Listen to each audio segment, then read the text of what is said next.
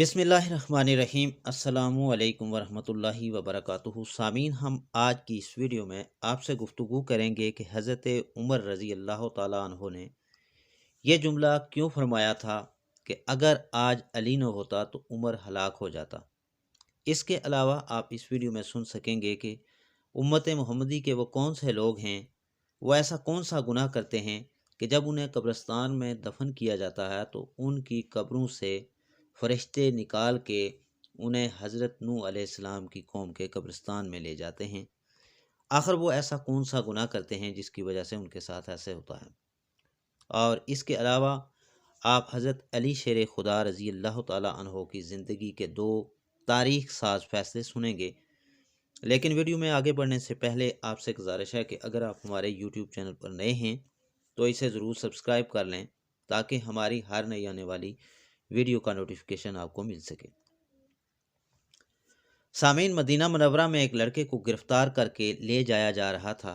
उस लड़के ने हज़रत अली रज़ी अल्लाह ताला अन्हो को दूर से आते हुए देखा और देखकर पुकारा और कहने लगा, ए अली इब्न अबी तालिब मुझे बचाओ, ए अली इब्न अबी तालिब मुझे बचाओ। हज़रत अली रज़ी अल्लाह ताला अन्हो ने कहा, क्या हुआ? तो वो लड़का कहने लगा, ए अली रज़ी अल्लाह ताला अन्हो मैं बेगुनाह हूँ, मुझे बेगुनाही के बावजूद कत्ल की सज़ा दी गई है, मुझे बचाओ, मैं बेगुनाह हूँ। हज़रत अली रज़ी अल्लाह ताला अन्हो ने पुलिस के आदमी से पूछा, क्या बात है? तो उस पुलिस के आदमी ने कहा कि ए अली रज़ी अल्लाह ताला अन्हो, आपको मालूम नहीं कि इस लड़के ने अपने मालिक को कत्ल किया है और मालिक के कत्ल के बदले में उसको कत्ल किया जा रहा है। हज़रत अली रज़ी अल्लाह ताला अन्हो ने उस लड़के से पूछा कि भाई तूने मालिक को कत्ल किया है? उस लड़के ने कहा, हाँ मैंने अपने मालिक को कत्ल किया है। तो हज़रत अली रज़ी अल्लाह ताला अन्हो ने फरमाया कि फिर तो तेरा कत्ल उस कत्ल के बदले में जायज़ है। तो उस लड़के ने कहा कि जायज़ नहीं है, क्योंकि मेरा मालिक मेरे साथ बुराई का इरादा करता था, मेरी इज़्ज़त पर वो हमला करना चाहता था, तो मैंने अपनी इज़्ज़त को बचाने के लिए उसको कत्ल किया है। और हुजूर सल्लल्लाहु अलैहि वसल्लम का हुक्म है कि जो आदमी इज़्ज़त को बचाने के लिए किसी को कत्ल कर दे तो उसके बदले में उसको कत्ल नहीं किया जा सकता। सिपाही से पूछा, वाकई इसने ये कहा? तो सिपाही ने कहा कि बात तो ठीक है, लेकिन इसके पास इस वाक़े का कोई गवाह नहीं है कि वो मेरे साथ बुराई का इरादा करता था। इसलिए खलीफा वक्त और काजी वक्त ने यह देखा कि मालिक कत्ल हो गया है। अब मालिक तो चला गया, अब कौन बताए कि मालिक ने उसके साथ बुराई का इरादा किया था। इसका कोई गवाह नहीं है, इसलिए हमने उसे कत्ल की सज़ा दी है। वो लड़का रोने लगा और कहने लगा, वाक़अतन मेरे मालिक ने मेरे साथ बुराई का इरादा किया था।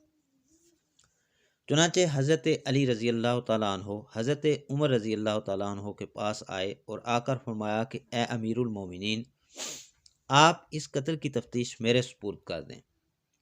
हज़रत अली रज़ी अल्लाह ताला अन्हो अक़ज़ाहुम अली थे। हज़रत अली के फ़ैसले बड़े गहरे हुआ करते थे। हज़रत उमर रज़ी अल्लाह ताला अन्हो ने फरमाया, ठीक है, इस कत्ल की तफ्तीश आप करें। अब हज़रत अली रज़ी अल्लाह ताला अन्हो तफ्तीश करने के लिए आए। उस लड़के से पूछा, बता तेरे मालिक की कब्र कहाँ है? उसने कहा, फ़लाँ कब्रिस्तान में है।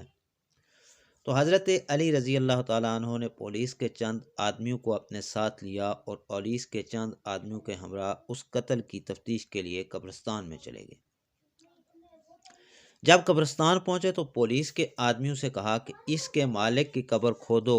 जब उन्होंने कब्र खोदी तो कब्र में उसके मालिक की लाश नहीं थी। जब उसकी कब्र में मालिक की लाश नज़र नहीं आई तो हज़रत अली रज़ी अल्लाह ताला अन्हो वापस आ गए और हज़रत उमर रज़ी अल्लाह ताला अन्हो से कहा कि अमीरुल मोमिनीन, ये लड़का सच्चा है, वो मालिक वाकई इसके साथ बुराई का इरादा रखता था। तो हज़रत उमर रज़ी अल्लाह ताला अन्हो ने फरमाया कि तुम्हारे पास क्या दलील है? तो हज़रत अली रज़ी अल्लाह ताला अन्हो ने फरमाया कि मैंने हुजूर सल्लल्लाहु अलैहि वसल्लम से ये हदीस सुनी है कि जो आदमी लड़कों से बुराई का इरादा करता है, जब उसका इंतकाल हो जाता है और उसको कब्र में डाला जाता है तो उसकी लाश को उठाकर कौम लूत के कब्रिस्तान में भेज दिया जाता है। तो इसलिए जब हमने उसकी कब्र کو خریدا تو اس قبر کے اندر اس کا مالک نہیں تھا، جبکہ ابھی چند دن پہلے اس کو دفن کیا گیا تھا، اس لیے واقعی اس کا مالک اس کے ساتھ برائی کا ارادہ کرتا ہوگا۔ اس شک کا فائدہ دیتے ہوئے اس لڑکے کو بری کیا جاتا ہے۔ اس موقع پر حضرت عمر رضی اللہ تعالیٰ عنہ نے فرمایا تھا کہ اگر علی رضی اللہ تعالیٰ اگر آج علی رضی اللہ تعالیٰ عنہ نہ ہوتے تو عمر ہلاک ہو جاتا۔ سامعین، اسی طرح ایک دوسرا واقعہ پیش آیا کہ مدینہ کی گلیوں میں ایک نوجوان لڑکا یہ کہتا ہے کہ لوگوں میری جان بچاؤ، میں مر رہا ہوں، مجھ پر ناجائز حد قصص لگائی جا رہی ہے، مجھ پہ ناجائز حد قصص لگائی جا رہی ہے۔ حد قصص اس کو کہتے ہیں کہ کوئی آدمی کسی پر تہمت لگائے، جھوٹی تہمت ہو، اور اس کو 80 کوڑوں کی سزا شریعت میں دی جاتی ہے۔ جب اس نے دہائی دی تو حضرت علی رضی اللہ تعالیٰ عنہ کو پتہ چلا۔ حضرت علی رضی اللہ تعالیٰ عنہ نے اس سے پوچھا کہ ہوا کیا؟ تو وہ لڑکا کہنے لگا کہ جو عورت سامنے آ رہی ہے یہ عورت میری ماں ہے، میں اس کو ماں کہتا ہوں، اور یہ کہتی ہے کہ تو میرا بیٹا نہیں، اس لیے مجھ پر قصص کی حد لگائی جا رہی ہے، جبکہ میں اس عورت کا لڑکا ہوں۔ سامعین، حضرت علی رضی اللہ تعالیٰ عنہ نے اس عورت سے پوچھا کہ بتاؤ واقعی یہ تیرا لڑکا ہے؟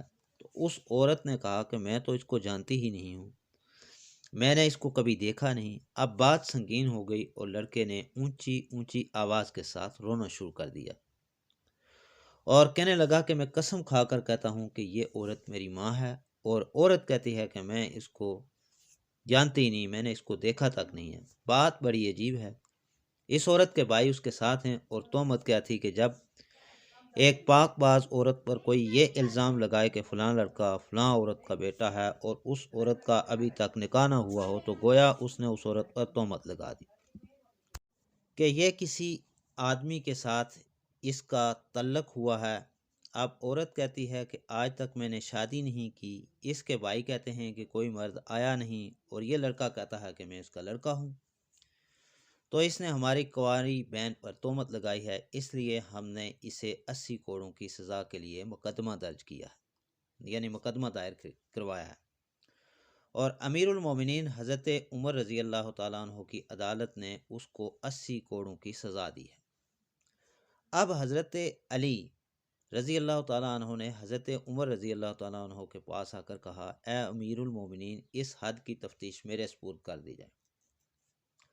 حضرت عمر رضی اللہ تعالیٰ عنہ نے فرمایا ٹھیک ہے۔ حضرت علی رضی اللہ تعالیٰ عنہ اس کی تفتیش کرنے لگے۔ مسجد کے باہر لوگ بیٹھ گئے اور وہ عورت بھی بیٹھ گئی اور وہ لڑکا بھی بیٹھ گیا۔ جب حضرت علی رضی اللہ تعالیٰ عنہ نے اس لڑکے سے کہا کہ جو فیصلہ میں کروں گا تجھے منظور ہے، اس نے کہا بالکل منظور ہے، تو پھر حضرت علی رضی اللہ تعالیٰ عنہ نے فرمایا لکھ دے۔ اس نے لکھ دیا۔ اب حضرت علی رضی اللہ تعالیٰ عنہ نے اس عورت سے کہا کہ جو فیصلہ میں کروں وہ تجھے بھی منظور ہے؟ اس نے کہا منظور ہے۔ حضرت علی رضی اللہ تعالیٰ عنہ نے فرمایا کہ تو بھی لکھ دے۔ دونوں نے لکھ دیا۔ اب حضرت علی رضی اللہ تعالیٰ عنہ کا فیصلہ دیکھو۔ حضرت علی رضی اللہ تعالیٰ عنہ نے لڑکے سے کہا واقعی یہ تیری ماں ہے؟ اس لڑکے نے کہا ہاں۔ عورت سے کہا واقعی یہ تیرا بیٹا نہیں ہے؟ اس عورت نے کہا نہیں۔ حضرت علی رضی اللہ تعالیٰ عنہ نے کہا کہ واقعی تم غیر ہو؟ عورت نے کہا بالکل غیر ہمیں۔ اب حضرت علی رضی اللہ تعالیٰ عنہ نے اس لڑکے کا بازو پکڑ کر کہا میں نے اس عورت کا نکاح 500 درہم کے بدلے میں تیرے ساتھ کر دیا، اور کہا کہ جاؤ اس عورت کو لے جاؤ اور دونوں میاں بیوی آپس میں تعلقات قائم کرو۔ جس وقت اس لڑکے نے اس عورت کا ہاتھ پکڑا اور پکڑ کر اس عورت کو لے جانے لگا تو وہ عورت چیخ کر کہنے لگی، اے علی رضی اللہ تعالیٰ عنہ، ماں کا نکاح بیٹے کے ساتھ کیسے ہو سکتا ہے؟ اب اس عورت سے پوچھا گیا کہ تو اب مان گئی ہو کہ میرا بیٹا ہے، تو نے جھوٹ کیوں بولا؟ تو اس عورت نے کہا کہ میرا خامد بڑا امیر تھا، اس کی کافی جائیداد تھی، اس سے صرف یہ ایک لڑکا تھا، میرے بھائی میری شادی کسی اور جگہ کرنا چاہتے تھے اور ساری جائیداد کو ہڑپ کرنا چاہتے تھے۔ اگر یہ لڑکا میرا ثابت ہوتا تو جائیداد ساری اس کے پاس چلی جاتی۔ جائیداد کو ہڑپ کرنے کے لیے ہم نے یہ ڈرامہ رچایا ہے۔ اس عورت کا قصور ثابت ہو گیا اور لڑکا بری ہو گیا۔